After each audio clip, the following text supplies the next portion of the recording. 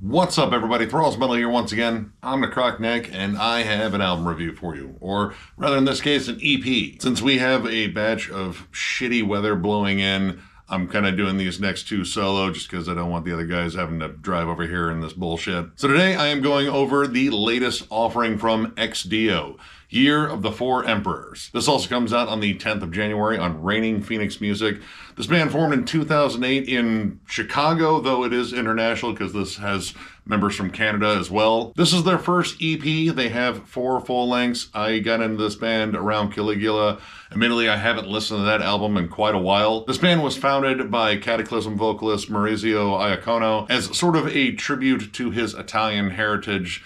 And, well, it also features some other members of Kataklysm. In fact, most of this lineup is Kataklysm. And this band is themed around Roman history. This is Roman history-themed symphonic death metal, melodic death metal. Basically, you can almost kind of say this is like Kataklysm cosplaying as legionnaires in the Roman army, but there are some differences, I guess. I'm still a big Kataklysm fan, so I kind of wanted to go over this one. And admittedly, the theme around this I thought was kind of interesting. The theme of this EP goes over a very tumultuous time in the history of the Roman Empire, and I'm still admittedly a bit of an ancient history buff, though I paid more attention to like Greek history and like ancient Egypt history more so than like, you know, the history of the Roman Empire. But again, this is like a really wild period in the history of the Roman Empire. The Year of the Four Emperors, which was around 69 AD, giggle.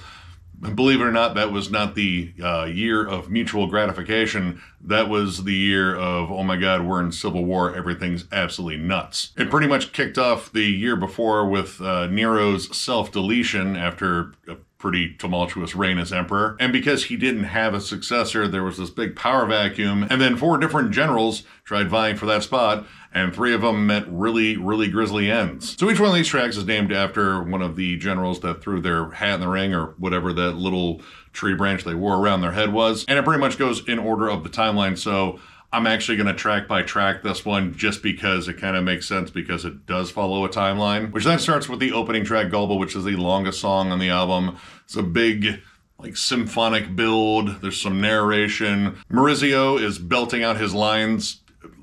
Lines feel more appropriate because there's a fair amount of like narration in terms of transitions on here. So you could argue that they're lines. But yeah, rallying the troops to march into Rome, which I believe Galba's history started in Spain, and then he kind of had to come to Rome to take over and murder everybody that said no. But yeah, after the narration, you get in some like double time grooves. The very down-tuned 7-string guitars that Kataklysm has been using on their more recent albums are very present here. And production-wise, I don't know, like it feels odd. It feels muddy, especially when it comes down to the guitars. Like they kind of just have this very indistinct tone that, I don't know, doesn't really kind of make itself extraordinarily present, I would say. Like you can hear them, but they don't have necessarily like this big weighty sound. There isn't like a huge crunch to them. And well, I mean, honestly, like the riffs themselves are, I mean, more or less kind of what you expect from Kataklysm. It's a mid-tempo chug. Maurizio's, you know, growling his guts out. It's a double time groove, like very bolt thrower-ish, I would say. And you get these like symphonic swells that are in the background, which all the orchestral scores were written by Clemens Weigers. I'm sorry if I'm screwing up your name. One of the main guys behind Karag Agron. And they're pretty decent, though again, I feel like this mix is just like kind of oddly muddy. It just feels murky in spots where it should be a lot more clear. Like the orchestral stuff generally sits in the back. It's there to more or less complement the music and add a little bit more atmosphere. But for a giant opening track, I mean, giant at least in terms of like the length of the song, like it's a little bit over 6 minutes. It's the longest track in the album, so it's the giant one, I guess. It never really kind of like rises to the occasion. Like you kind of feel these swells, like there's sections where they drop out the music and you have this orchestral atmosphere. And again, Maurizio is delivering his lines with some intensity. And then you kind of just get back into this like mid-tempo chugathon, which is very ordinary sounding for, symphonic death metal. Symphonic death metal while I'm not like the biggest fan of it when it's done right and they kind of embrace the over-the-top nature of it, I think it can be pretty good. Like, I'm still a big fan of like earlier Flesh God Apocalypse. I still love Septic Flesh. Those bands do this style incredibly well. This just kind of feels like mid-tempo Kataklysm with an orchestral score and some line readings in it, honestly. Anyway, after Galba's brief reign, which I believe he might have had the longest reign next to the last guy, which, I mean, clearly he kind of won out. You get into Otho, which opens up with tribal drums. It kind of gets into, again, another mid-tempo chuggathon. There's a little bit of like Middle Eastern atmosphere to it. Like you hear some acoustic guitars in the background that definitely have like a very Egyptian vibe to them. And that once again kind of just gets into this mid-tempo groove with a very just kind of stock riff. And admittedly, I like some of the more brutal elements on here. Like there's some sections here where it gets a little bit heavier.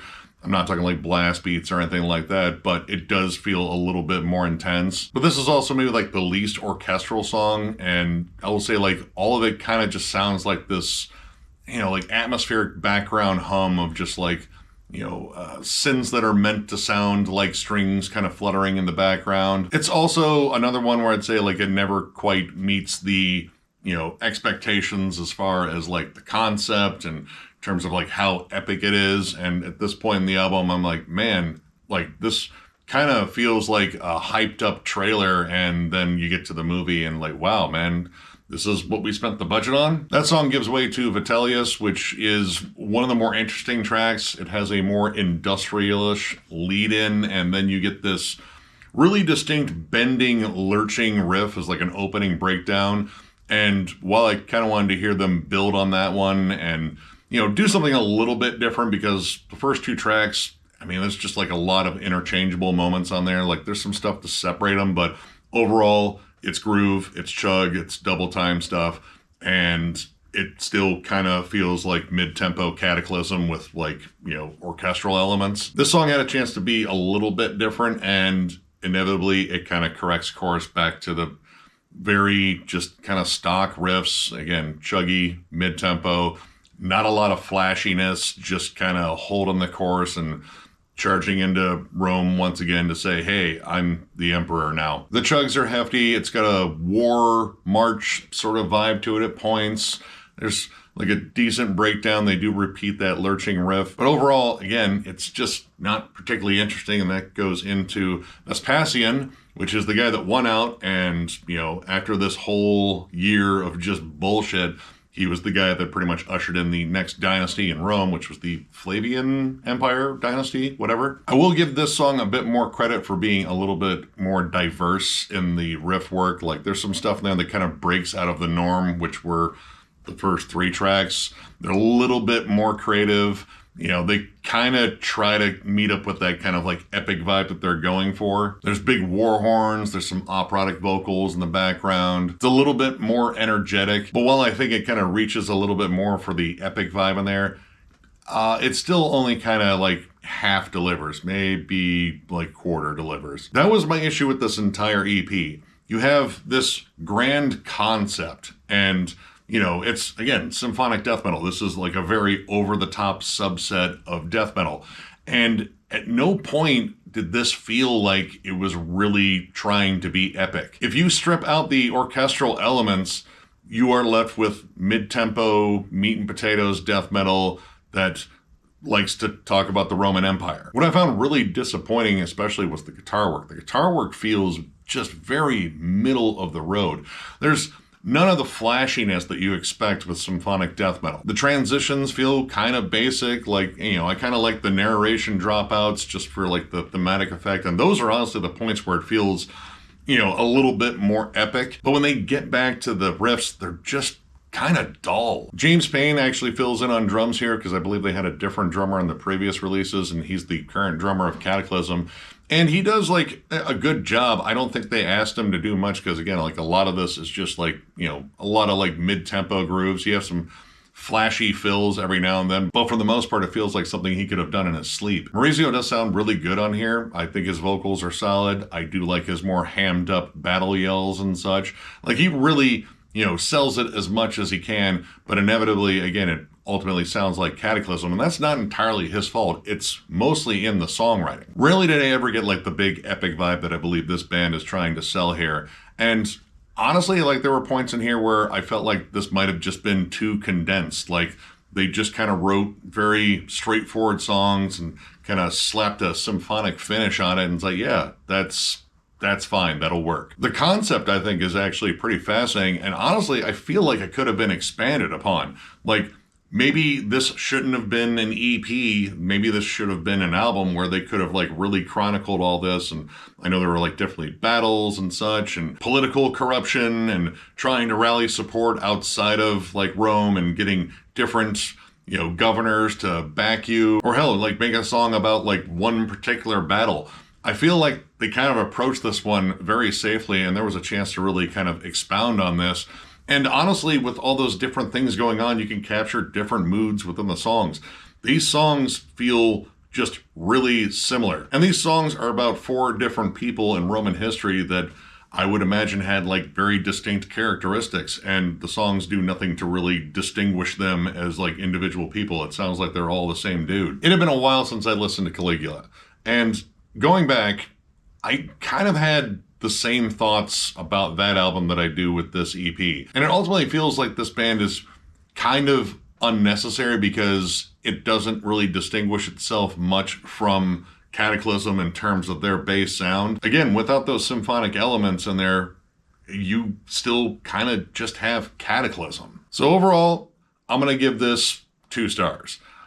I really wasn't a huge fan of it. I was really intrigued by the themes of it. And honestly, like in terms of the lyrics and such, like I think they do a pretty good job of like moving the story along and such, but the music itself is very dull. Like it's very plodding. The songs are way too similar. And again, there's nothing on here that really screams epic. When you strip out all of the symphonic elements, there's really not much substance to this at all. It's just very plain mid-tempo death metal / melodic death metal that, you know, kind of locks on to riffs and dry humps them, but the riffs themselves really aren't that interesting. Again, I feel like the concept was pretty ambitious, but I don't think there was like as much effort put into it as there should have been for something like this weighty, or at least something that you could really expound on and kind of write some more like big lavish tracks with like bigger movements and such. I don't know. I just feel like this is just kind of a pedestrian effort, though. If you're a big fan of this band and you like, again, like Bull Thrower, like, you know, Flesh God Apocalypse, you know, Septic Flesh and such like that, and well, I mean, Kataklysm too, I'd say check it out, give it a whirl. But for me, yeah, no, this was pretty much a dud. So if you enjoyed this review, give it a thumbs up. And if you were new to the channel, subscribe, because we do stuff like this all the time. We also have memberships. They are only 99 cents, and our perk is doing a members only live stream every now and then. We got to figure out what our next one is, and I don't know what we're going to talk about and such. We also have like really stupid emojis, which I'm eventually going to add some more. And pretty much this is the new way to support the channel more directly as we're trying to get away from Patreon. We also still have thrallsmetal.com with our hats and shirts. That is linked down below, as well as the whole join button if you would like to become a member of the channel. And of course, thank you guys so much for every bit of support. We hit 20,000 subscribers. That is absolutely bewildering. I am both extraordinarily thankful and still kind of shocked in a way. But after this batch of reviews, which only have one other one that I'm probably going to go over, I'm going to do the whole drawing thing and make the announcement, and yeah, we're going to find our lucky winner out there of our little giveaway package. Outside of that, tons of content coming your way. Kind of doing a whole bunch of States of Metal stuff. I got some other stuff in the works, and of course new releases, retro reviews and such. Yeah, we pretty much have a full slate pretty much already kind of planned out, and we are only in January. Anyway, thank you guys once again for every bit of support you guys have given this channel. It means the world to us, and we will catch you later.